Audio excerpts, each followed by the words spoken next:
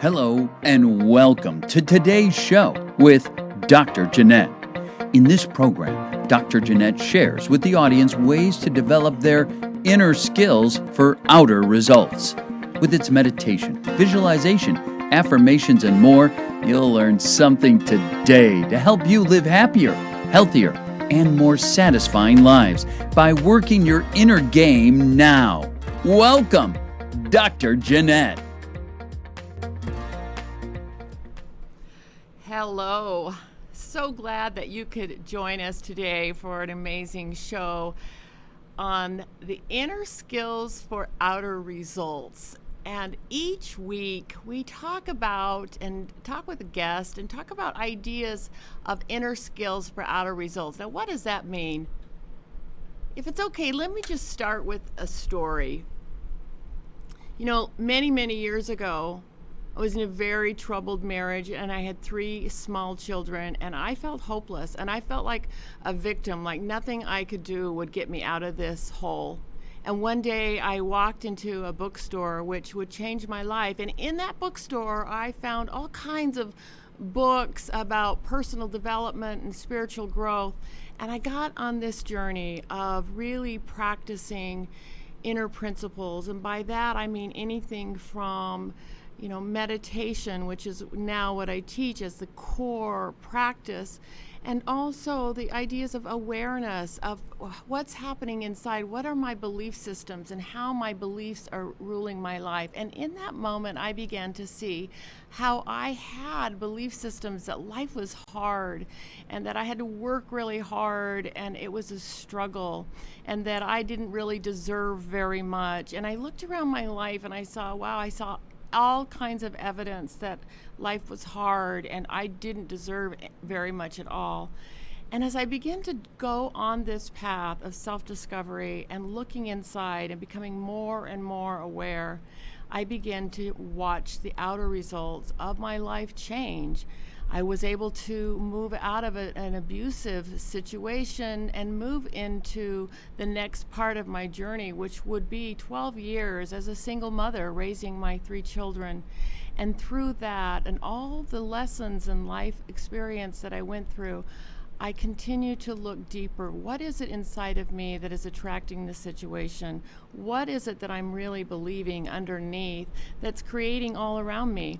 And so that idea of really stopping the perception of I'm a victim and empowering the idea that some new belief can come forth in me, I can begin to have a different result in my life. So that began this journey, and I wanted to share that with you today because we have a very interesting conversation that we're going to have with my guest today, and that is really, we want to talk about the value of our stories, and we all have stories, and our guest is going to talk about how we can live more empowered lives by embracing those stories. And I can't wait to hear some of the things that he's going to share with us today, and I'm excited because I want to keep growing and learning and be able to contribute more to this life and continue to grow. So I'm glad that you're here, and I'm not going to waste too much time. I want to bring this guest on and have him share.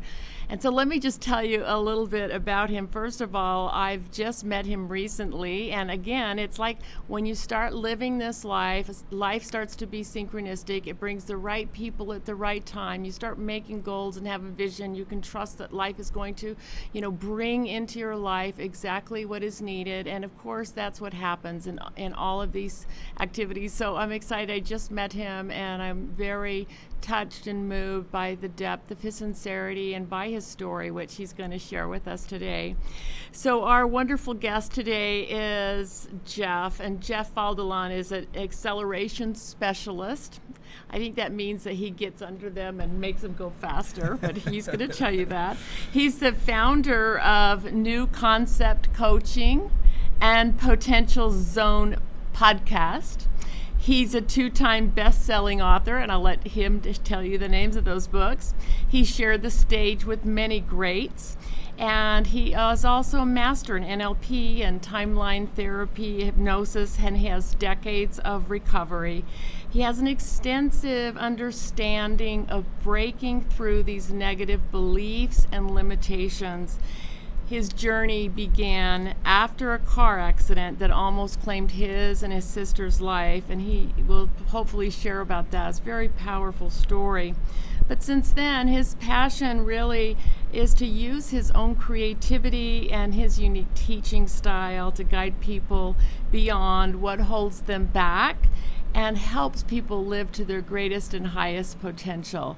And so, Jeff, welcome. Thank you. It's great to be on the show. Yeah, I'm so glad you're here, and I'm glad that we could have a chance to meet and talk a little bit. And I'm just excited to talk about this idea. It was a great idea that you had of really talking about our stories. Right. So maybe I could just invite you to share a little bit, first of all, maybe about your primary story and how that's brought you to this point. Sure, I'd love to. Again, thanks for having me on the show. My story started June 16th, about 3:43 in the morning, when I started to gain consciousness and my body was riddled with unbearable pain. And I opened up my eyes, and what was standing above me, staring down on me, was my family. And then this nurse stuck her head in there and she says, "Do you know who these people are?" And I said, "Yeah, these are my family." And then she says, "Do you know how you got here?" And I had no idea how powerful that question was. Yeah, it was powerful. And then she went on to tell me that my sister was in the hospital across the street fighting for her life. And that really caught my attention. And as time went on, I started to unravel some of the things. You know, my sister, I'm happy to say that both of us are okay today. But I really reflected back on that question that she had shared with me, because I was laid up for a year. I ended up compound fracturing my femur in 2 places, shattered my neck, had my neck all wired together. I was 19 years old. I was a kid. Wow. I was a kid. And what had happened was I was drunk, and we used to play this game of seeing how close we could get behind a car before we passed them. And I was in a blackout, went down in the ditch, and I hit an intersection going 85 miles an hour, and ended up jumping 85 feet and flipping end over end and rolling. And I started looking at that. How did I get here? You know, and I had a lot of people telling me, "Jeff, you're drinking and driving, you're going to kill somebody, you're going to get killed." And I just had this attitude about, if it's their time to go, it's their time to go. That's nice. Yeah, pretty disconnected from reality, right? Right. Yeah, so I got a DUI out of the car accident as a result of it, and then I ended up going into treatment. And I remember they had Family Week, and my grandmother sat down and sat there, and I was the oldest grandchild, and she was telling me about how she lost her youngest son to drinking and driving, and she just absolutely lost it, very emotional about it, and I was just so disconnected. It just didn't even really impact me. I mean, I didn't like seeing my grandma in that kind of pain, but it didn't really resonate with me. At that point, you hear it's not still making that connection. Right. And then my mom and girlfriend and a number of other people sat down in front of me and just basically was putting this mirror in front of me of what I had done as a result of my behavior. And my sister sat down in that chair, and I mean, it just something snapped inside of me, and I didn't realize it at the time, but I made a decision: this is never going to happen again. This is never going to happen again. So your sister, she was in the car with you? Yep. Oh, okay, and you were driving. Yep. It was actually her boyfriend, who's now my brother-in-law. It was his car. Oh. And she was sitting in the middle, and that was one of the first things I remember, was her screaming my name. And that was when we were in midair, and then we hit. Right. And so it was, but I started asking myself that question that the nurse asked: do you know how you got here? Right. And that question has been probably one of the most instrumental questions I've had in my entire life. Right. I mean, when you said that, I got goosebumps, you know. Do you know how you got here? Yep. Like, think about that. Like, even right now, like, right. Do you know how you got here? Yep. Instantly, when you say that, like, lots of stories come into mind about what brings you to this point. But anyway, so back to that story. So there you are, and your sister, she's bringing awareness to you. Bringing this up, and she had her jaw. She had major brain damage as a result of the car accident. She had her jaw wired shut. And here I am, her big brother. I'm supposed to be protecting her, and You know, it really just, here's someone that hadn't hurt me. Here's someone that just really, I had just had a total perspective of. It's my sister. This is my blood. This is my flesh and part of me. And it just really started breaking that down. So I made this decision that this isn't going to happen again. But then what I did is I went on and I started to get clean for her. And I did that for 4 years. I wasn't drinking, but I was doing pretty much any drug I could get my hands on. I went to college, making it look on the outside, So everything's good. So you quit drinking. Yep. You went into recovery. Yep. But drugs were not on the drinking thing. Yeah, no. Right. And because I had made this decision, I cannot live without having that. Right. I just didn't believe that I needed to be able to check out of reality, right? Right. And that was the story I had at that time. And then I said, well, I need to do something with my life because what I was doing obviously wasn't working. So I went into college and ended up getting involved in a relationship and ended up breaking my heart kind of thing. And then that's when January of 1990 is when I went, you know what, I want a better quality of my life. Right. And that's really is when stuff started really unraveling. Again, reflecting on that question, do you know how you got here? And looking back, you know, after all the work that I've done with, you know, getting an NLP and all that stuff, and what you were saying too about how powerful our beliefs are. See, a lot of people don't realize is that our beliefs are attached to what we value. Right. And I didn't value my life. I didn't value my life then. So because of me not valuing my life, I had lots of beliefs that validated that value, right? And I was on a path of destruction. I mean, I was playing Russian roulette with myself back in those days. I mean, I'd wrecked many cars, many motorcycles, broken many bones. I just didn't value who I was. In fact, to be quite honest, I hated myself. And my behavior reflected that, right? I had so much pain and frustration inside of me.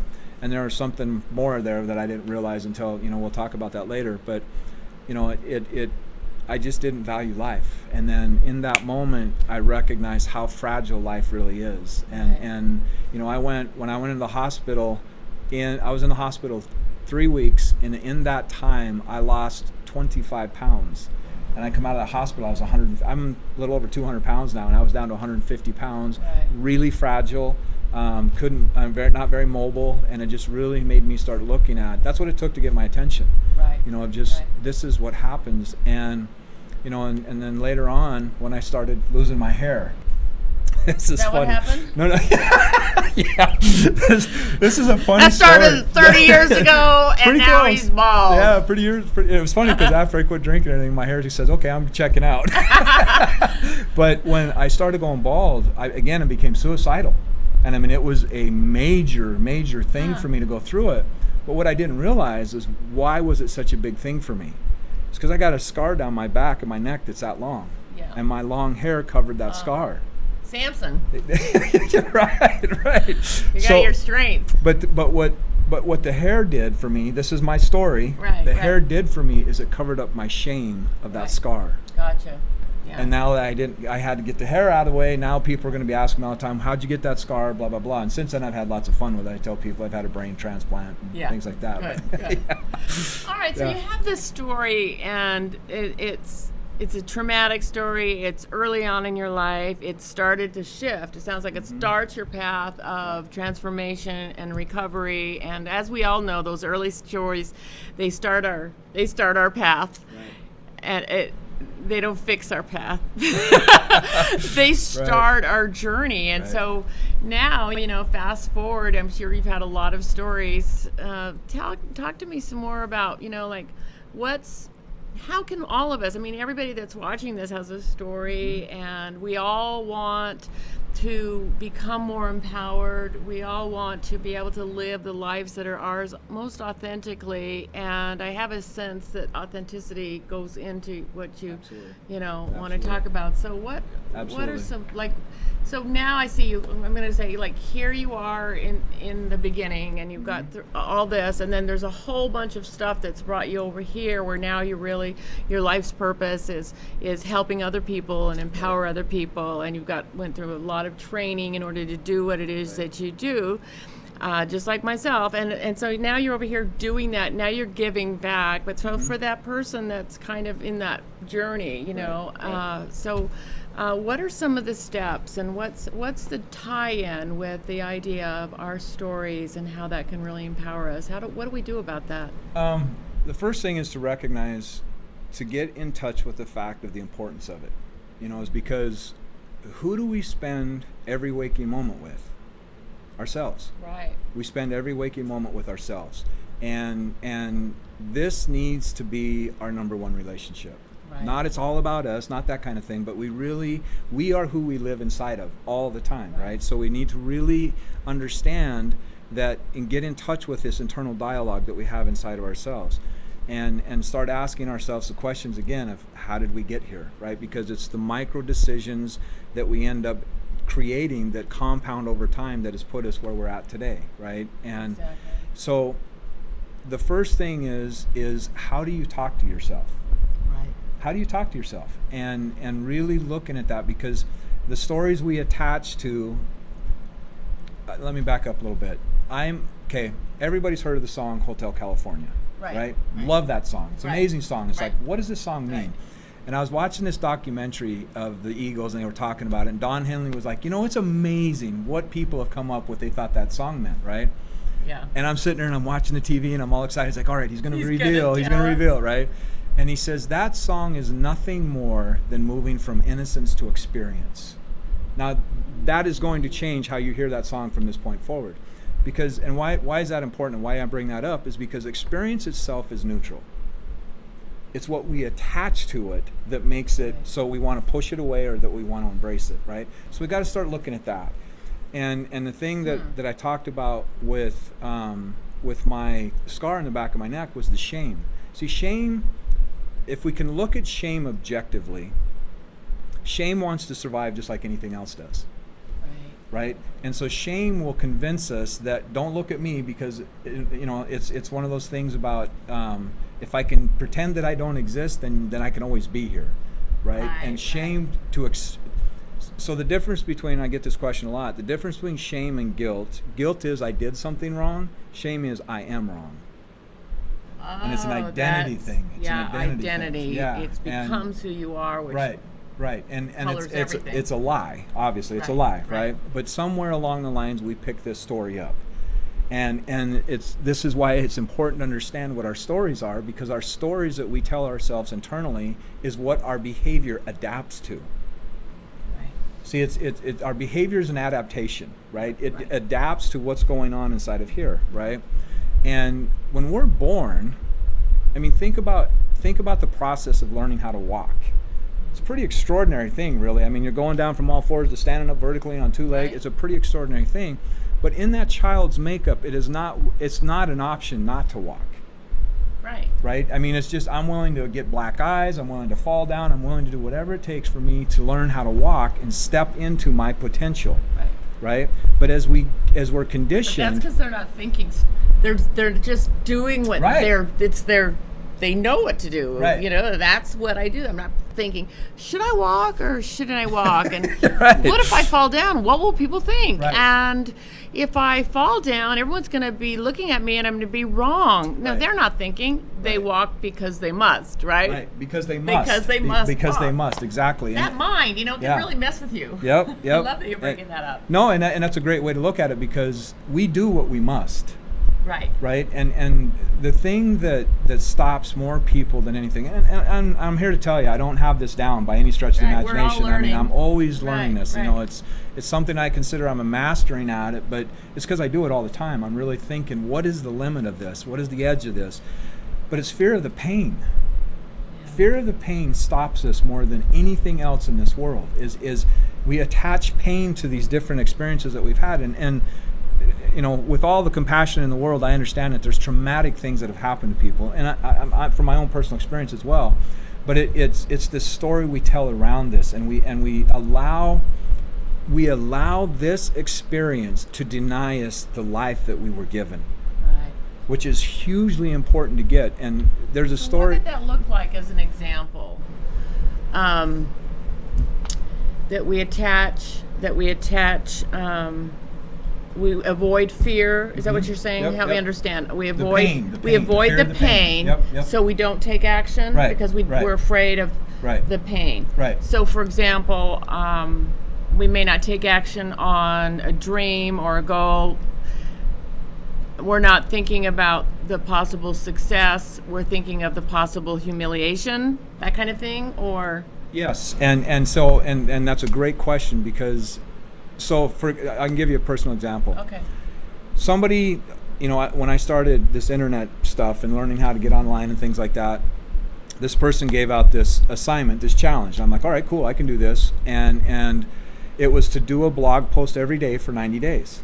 Okay, I can start doing that. And I start doing this, and it feels like my insides are going to be torn inside out. And I'm like, what is this about? And, so I really start digging it. What's this about? What's this about? Because I made a decision about it somewhere along the lines. And what I did is I made a decision that writing was intelligence. And I am not intelligent. This was conflicting with my story that I had told myself about my intelligence. Good example. So it was turning me inside out of just going, wait a minute, I'm doing something that is counterintuitive to what I believe about myself, right? And then I had to dig in more. And as a kid, I almost got shifted up a grade and stuff like that. But it's just like, wait a minute, there's some disconnect here because I got an award for writing stories and blah blah blah. But now here I am, and again, that uneasiness feeling, what they call cognitive dissonance, that happens inside of us, is that our unconscious is protecting an identity that we created in our imprint years. Yes. So our imprint years are 0 to 7, then our modeling years are 7 to 14, and then from 14 to 21 is our socializing years. In the imprint years, this stuff, there's no filters, it's just imprinted in us. Right. And this is where our stories begin, right? And there was this story that I read, I just think it's amazing, and this is for you at home. If this is resonating with you, I really to think about what I'm about to share with you, because our stories is our life. This is our life. And to really get in touch with this relationship that you have with yourself and what that means to you, because we've all been conditioned that to think of ourselves as to be arrogant or be self-centered or anything like that, but yet it's noble to talk down to ourselves, right? And to really think about this. So there's a story about Laura Schultz. She's a 64-year-old woman. This is back in the 70s. She's a 64-year-old woman sitting in her living room one day. All of a sudden, she hears this blood-curdling scream. It's like blood-curdling scream, and she's like, what the heck? And she goes running outside and discovers it's coming from her garage. She goes running into the garage, and she sees her grandson trapped under a car. The car had fallen on him. An old Buick. Whoa. Remember the old Buicks? They're tanks, right? Right. She lifts that car off of him so that child can get out of there. Now, what happened in that moment? What really happened in that moment was she valued his life more than she valued hanging on the belief that she can't lift that car. Exactly. The values changed the beliefs. Immediately, yeah. Changed the beliefs immediately. Like someone that has, not taking care of themselves with a diet, and then they have a heart attack and they need a 5 bypass surgery to, their values change as a result. And because of that, their beliefs change as well. And the interesting part about that story is that the guy writing the book came back and interviewed her. She didn't want to be interviewed. And he finally convinced her to what an amazing story, right? Right. And he went back to interview her, and she didn't want to be interviewed, and he finally got her to admit why. And she says, because if I was able to do this in this moment, what does that mean for the rest of my life? Have I wasted my life? Wow. And that's that inner story that we're telling ourselves, of what is possible. What is possible? And to ask this, so another thing that I would do with my clients is, when I'm working with, like if I was working with you, is to get them to start asking, who said that? Who said that? And to really start digging in and looking at where was the origin of this belief that you took within yourself. Yeah, I think that is so important. And an easy thing that I've worked with people on is just the idea that whenever we're triggered, triggered into a state that's some sort of a suffering state, some sort of even a slight irritation or an anger or something that triggers us, in that moment, if we can be aware enough to say, wow, what was I telling myself? Right. Like in that moment, what what's really happening here? That questioning will lead us to what we've been telling ourselves in that moment, and can lead us to the core belief that's completely shifting our life. But a lot of times what happens is when we have that triggered experience, we don't pay attention. We just go through it. Rather than looking inside, we blame somebody else. But in that moment, we have I consider it a precious jewel if we're awake enough to go, wow, what was I just happening? What was I just telling myself that has caused this reaction? Because that reaction, it's like that string of information goes directly to that place in us where that original imprint took place. Right. And if we can go directly to that imprint and express the emotions that was denied, and be with that, we can get such great information and actually start to shift the energy around that. So right. Yeah, it's amazing. It's amazing, and it's like a network of neurology throughout our whole body that just it's deep rooted. Right. When I was, we've all heard the thing, everybody's doing the best they can with what they have. We've all heard that, right? Right. And I heard that, and when I was going through this process of unraveling this question of how did I end up here, and uncovering the things that happened to me that attached to shame, and that shame is what bound me. It created my self-imposed prison within myself. But I started asking myself this question, and it took me 15 years to really even start unraveling the impact that wreck had on me. The shame that I felt for what I did with my sister, because my sister is legally blind in one eye today. And it was just really looking at that and looking at the importance of self-forgiveness. So many of us beat ourselves up because we don't know how to forgive ourselves. And we take on this false righteousness, if we will, because it's like, well, I can't forgive myself because only a horrible person would do that. And it's like, no, it's understanding that, well, and when I got to the point finally when somebody says, when are you going to let this go? What is it going to take for you to let this go about what happened with the car accident? If you could go back and change what happened, would you do it? Yeah, absolutely, without a doubt, right? And he says, well, then let it go. And it was the beginning of this. But then as I, started going through the NLP and understanding it more and more, behavior is an adaptation. Learning, change, and behavior is all unconscious. Okay? We don't really have to think about what we're doing, right? And then we have different states, right? It's not that we're unresourceful, we have unresourceful states, right? So there's things that I have done in unresourceful states that has caused certain outcomes, right? But it's embracing our humanity. But see, we take on this false arrogance about it of like who, and we start judging ourselves.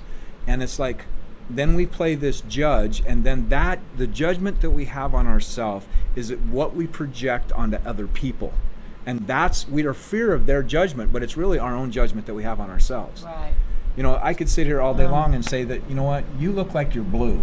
And you would just like, you're out of your mind. You're on drugs.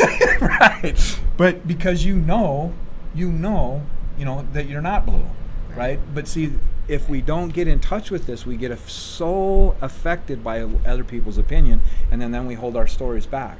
And the unique thing about this, and this is, we're each unique expressions of spirit, right? Is that nobody has read the books you've read. Nobody's had the experiences that you've had. Nobody's had the decisions that you've had. None of this is anything else other than you. And each individual thing, every micro decision, every micro experience has built onto what has created you. So you're absolutely amazing, unique, in a unique way. Oh, I like that. Could you say that again about me? I love that.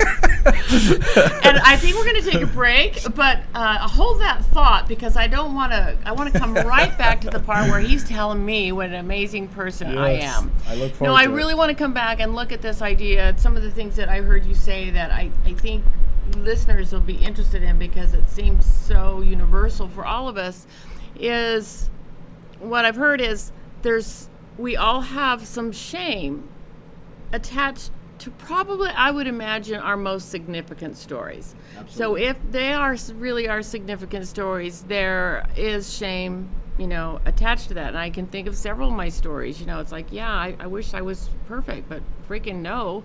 So it's like, okay, so, and then I heard you say a lot about forgiveness and self-forgiveness, and we would have done better, and we can all relate to that. And I'd like us to look at, as we move forward, maybe what we can do to kind of heal some of that, and let that go, and embrace parts of our story, so that we can move on and be the amazing person that we were meant to be, with all of our insecurities and all of our flaws, and even those pieces of shame that are left unhealed. With all of that we can take that and be who we are.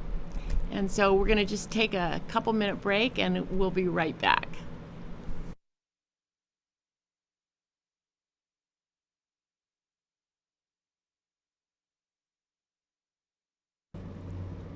Hey, welcome back, and we're here with Jeff and myself, Jeanette, talking about our stories and talking about how we can grow from them and heal the shame around them in order to move forward and to live more empowered life. So thank you, welcome back, and where were we?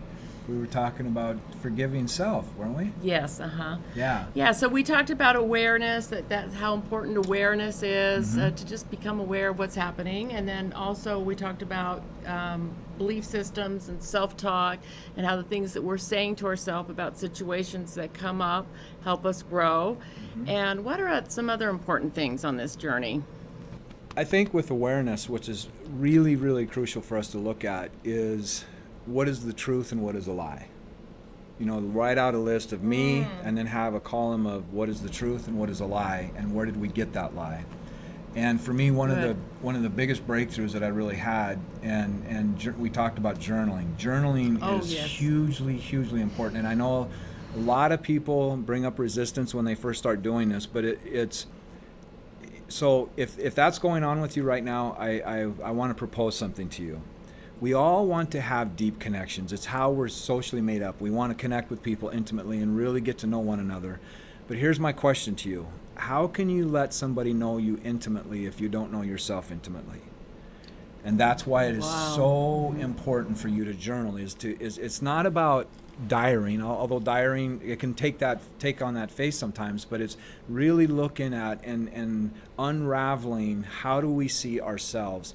And to give yourself permission. This is another thing that's been really important for me with working with my clients, is asking people, who decided what's a limitation to you? Just like with you, you talked about what happened with your marriage and raising these two kids and stuff like that. If you would have looked at your life 5 years or even a couple years before you got in that situation, you'd went, there's no way I can do that. Right? But the pain of staying got more than the pain of change. That's right. And that threshold's crossed, and then it's like, I'm going to step in and I'm going to make this happen. So the part of forgiveness, this is hugely, hugely important with us, because I'm going to talk a little bit about a story that a lot of people know about, okay? And that story is the Adam and Eve, okay? I've heard of it. Have you? Yeah. It's an amazing story. Heard of it. So I'm going to give the Jeff spin on this. Okay, good. What was the temptation? What was the temptation of the serpent? What did the serpent tempt Eve with? It was that you can be like God. Yeah. That you could be like God, right? So they ingest the fruit, right? And then God comes in the garden and says, hey, where are you guys at? Hanging out, wanting to hang out with them and that. They come out, they have fig leaves on them, okay? And God's like, what's up with the fig leaves, kind of thing. This is my interpretation. And they says, well, we're naked. This is a very important question here. God says, who told you that you were naked? Yeah. And that's the shame.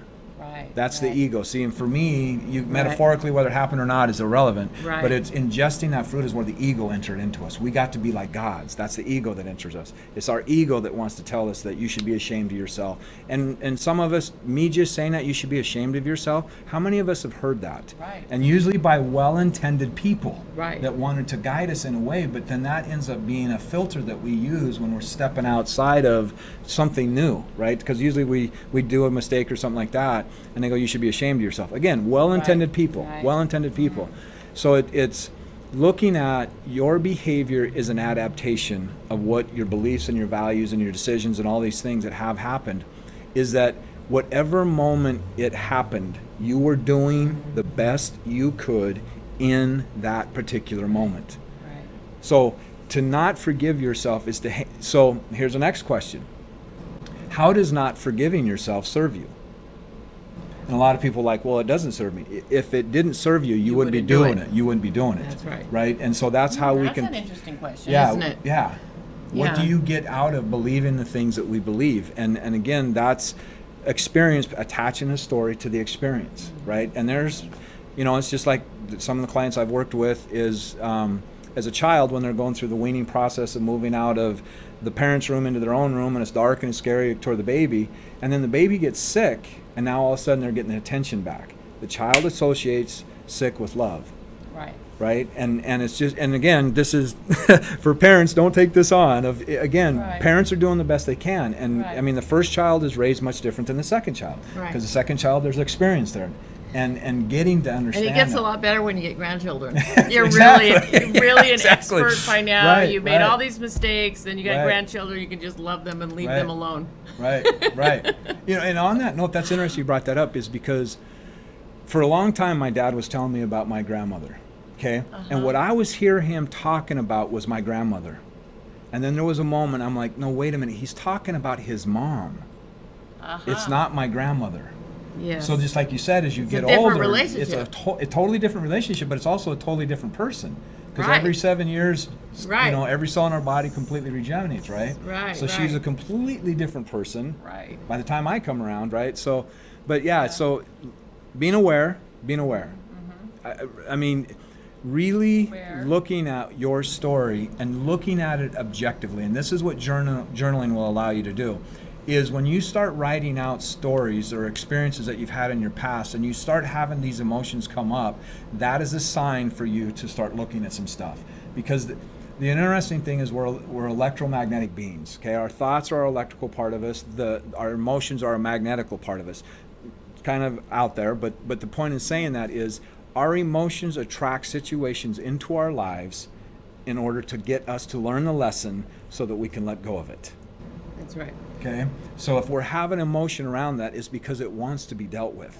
Right? It's a gift. That moment, that triggered moment, Absolutely. it's the gift. Absolutely. Right. So it's learning to unravel that. And if you were my client, what one of the things that I would do is actually have you write letters to some of the people that have impacted you, whatever that letter is, and not having any inhibitions about what you're going to say.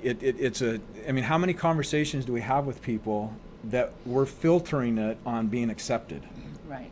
It's a big part of it, right? So if we're writing a letter that we're not going to send and just getting it out and sharing it and getting it, because it's that emotion inside of us, and you think of emotion as energy in motion, right? And if you have toxic, I don't like saying toxic, but you have negative emotions inside of you, those are going to break your body down. They're just going to. Resentment is the number one cause for arthritis. Worry is the number one cause for breast cancer.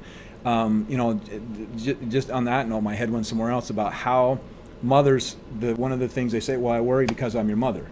Where rule book that says that? And why is that supposed to help? Exactly. Why is that supposed to help? That does not help. Right. And so it's starting looking at these stories and unraveling these stories that we tell ourselves, because it's just like with overwhelm. What causes overwhelm is just too much information at one time. And to teach you how to break down overwhelm is to go start breaking it down into bite-sized chunks. Same thing with your story. In the beginning, it's like, oh my gosh, I have all this emotion attached to it or whatever. And the other part is, it's very, very important that you value your story, which is this whole show is talking about, because this is you. This is your life, and really use discernment when you are talking to somebody about your story. You want to be in a safe environment that that you can unravel this thing and learn to make sense with it, because that's been some of the most biggest things with me is having great therapists and things like that. But then when I learned NLP and showing people how they can go back to a certain time in their life when they took that on and let it go, it's amazing. It's amazing what happens with that. But so really use discernment with your story, and then start looking and pressing into this, because it's not going to go away. I mean, I wish I could say it was, but it's that forging process of you going through, it's the hero's journey. You have this happen, you go out, you get transformed, and you come back and you share it. And it's you embracing your story, you embracing all of it, okay? And what people do is that there are certain parts of their story they don't like, so they throw the whole thing out. But there's richness in all of your story. You embracing it, you coming to terms with it, you forgiving yourself. And really, I think that that's predicated that we forgive ourselves before we understand what it means to forgive someone else, right? Because we can't do that with somebody of something we don't have. And then being able to empower others by your journey of what you're doing. Our story is our greatest asset. Our story is our greatest currency. And you know, we're coming out of what they call the information age, and we're moving into the intuitional age. And the people that are going to capitalize in the intuitional age are the ones that are going to be able to tell their stories. Because my challenges is what's turned into someone else's treasures, right? And we all have them. We all have them. I love that you said that.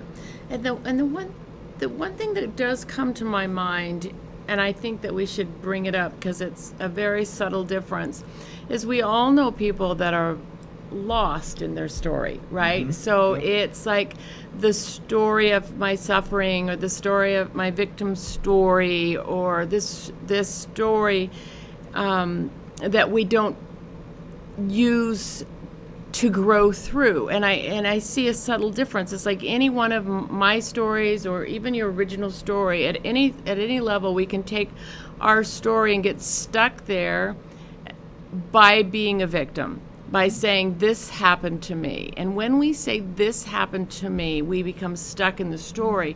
Therefore, sharing your story from a victim perspective doesn't actually help anyone.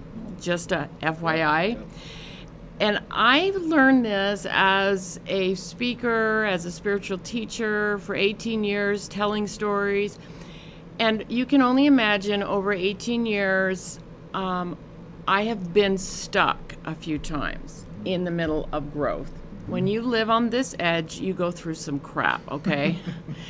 And it's not any easier. You know what I'm saying? Yeah. But one thing I have learned is you don't tell the story until you've moved to the other side to get awareness.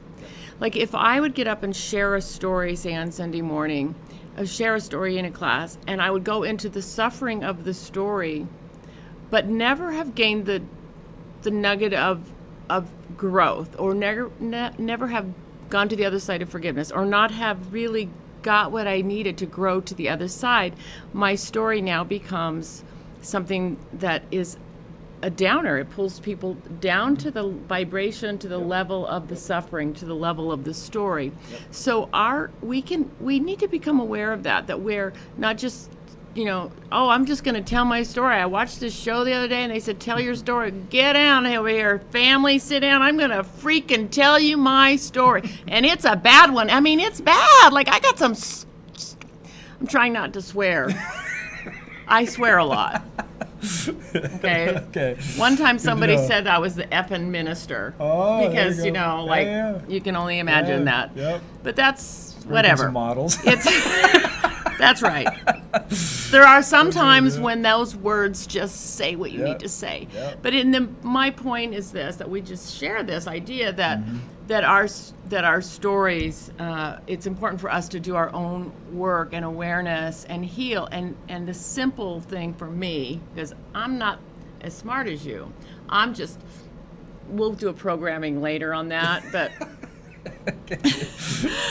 I take everything really simple, like down to the most simple place that says, all right, so how do I know the difference on if I move through this or not?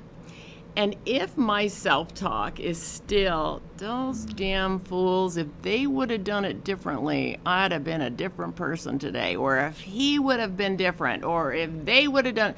And if I'm still stuck in that victim perspective, I haven't quite moved through to the other side yet. Mm-hmm. And when I can finally go, okay, so what is there for me? How is it that I attracted that in my life? What are the belief systems that have shown up in this reflection? If I'm experiencing something that is, I'm being beat up upon, how is it that I haven't loved myself enough? And when we can take that perspective of growing before we share the story, then our story of transformation becomes a roadmap for other people, that they can see somebody else did it and now I can do it as well. And I think your point, which has really hit me today, and that I'm going to contemplate and think about some more, is where do I, when I think about certain aspects and I think about stories, do I still feel shame?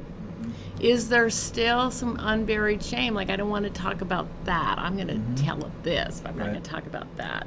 Yep. And that what I heard you say is that if I would embrace that part that I don't want to look at still, and embrace that more deeply, look at it, forgive myself, and come through that now that even becomes an opening for my own ability to give and serve and contribute and live my purpose. Is that about right? Right. Everything has a threshold. Every belief, every thought, everything has a threshold. And it's being able to look on the outside of that threshold that we start having no epiphanies. Yeah. Right? And everything has its limit. Just like with you and your relationship, there was a point that you just went, I'm done. And there was no going back. That threshold had been broke. Right. And it's the same thing with our emotions. And you're absolutely right of being, one of our tendencies is that we want to go back to, if we're raised in a certain type of environment, we want that love from that environment. We have the tendency to go back to that environment to share our story, to try to get the acceptance that we didn't get originally, and it just perpetuates the problem. Right. So it's really important to be able to look at somebody that can objectively look at your story and help you unravel that. And if that's me, great. I mean, look me up. I would be happy to help you with that. Yeah. Right. Well, I do want to say a little bit about that. Your website is on the screen, and there's information about your services there, and what a gift it would be to be able to do some coaching with Jeff. And I can just tell you could just get right in there and work on and see what's coming up that's getting in the way of their next level. Yeah. So that's awesome. And you have a couple of books. What are the names of the books? First one is The Map to Your Fullest Potential. And they're both in pre-release right now. And then the second one is Creating Acres of Diamonds for Experts. So if you are interested in learning how to create multiple streams of income with your story, that's what that book is all about. But again, as you have mentioned many times, it's important to clean up your stuff before you put it out there. Yeah, so I do want to say that about you, Jeff, is not only are you a transformational teacher, but you really are an entrepreneur, and you're have a lot of information about how to take something to the marketplace and take message to the marketplace and do that. So would you please take my message to the marketplace? I would be happy to help you. Absolutely. That's awesome. Absolutely. So that's great. And then my website is also on there, JeanetteFreeman.com, and be sure and sign up on my email list and on Jeff's as well. I promise I won't send you a bunch of crap. I don't like that. I'm not going to sell you a bunch of stuff, but useful information is on there. When you do sign up, you'll receive a free download of a visualizations CD, full length. You can have that, and I've got tons of information. And then I do teach classes as well. Teach classes locally and online, and have several books as well. Why Did This Happen to Me Again? And another story that we don't have time to talk about. Maybe we'll do another show about. Love to. My second book is The Second Envelope. And The Second Envelope is really, it's about, and this is a great conversation, maybe we'll schedule this show, is about, making the choice, for security and safety, and making the choice for love and following our heart. And I don't mean love as in romantic love, but the love of our soul and following our most authentic path. And we struggle so much with that conflict of, but I got to be safe and I got to be secure and I've got to do this. And then there's the unknown. And that whole thing I talk about in that book is like we have a choice, and there's two envelopes. This character in the story has two envelopes, and one is opened up says your life's going to be fine. It's just the way it is. It's not going to be that much better, but you're not going to suffer that much. Right. And then the other envelope says you're going to suffer, but you're going to live on the edge, and you're going to have lots of experiences, and ultimately you're going to become enlightened. Basically, it's like, but so like we have these choices in life is really that. And we seek, and it goes back into exactly what you're talking about before, unconsciously, we seek to stay safe. We want to stay safe. We want to stay in those same belief systems and everything like that. And to break out of that safety and to move into the unknown is terrifying. You know, whether it's making a job change or a relationship change, or in my sake, in the beginning, it was like making a religious change, making a religious change out of a religion I'd been in all my life to something out there, and face of the ridicule and all of that. When we make those changes, it's devastating and dramatic. Yeah. But yet, if we don't, we don't grow. yeah, and the We don't pain grow. gets worse. Yep. Yeah, pain Yeah. gets way worse. Yeah. And then, like you said, till the pain gets real bad, we don't do anything. But Right. when it does, we do Yep. make those The shifts. pain of change becomes less than the pain of staying. Yeah. Yeah. Well, and if you look at Maslow's hierarchy of needs, the third level up is moving past security, Right. starting to love and esteem, and so it's Right. transcending. Yeah. It's transcending. That's right. Yeah.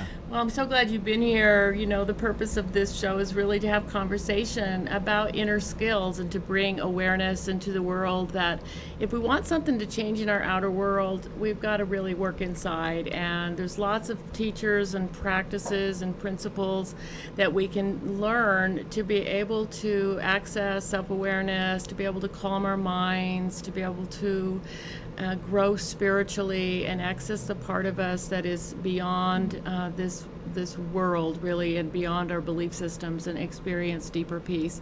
So lots of resources, but my deepest desire is just to have some sort of conversation voice and bring awareness to people that there's so much more inside of you that wants to be brought forward, and it's under the surface, but it wants to be birthed, and the gifts that you have to bring to the world are just under your awareness. And when we can make space through meditation and practices and journaling and peace and prayer and whatever these inner practices are for you, we can begin to access that part of you that is who you are, and you can express that in the world in a way that makes a difference to everyone. So I'm glad that you tuned in to listen to this. I know you're going to go out and be yourself in a bigger way, and I want to thank Jeff for being here and sharing your gifts and your talents. Thank and you. touching our people with words that can help inspire them. And I hope Thank you. we will hear from people that watch this and comment on the YouTube channel and check in with us and email us and let us know if we can be of support to you in any way. So Jeff, thank you for being here. Give me a hug. Okay. All right, everyone give a hug to somebody, and thank you again for being with us today, and have a blessed day. Bye-bye.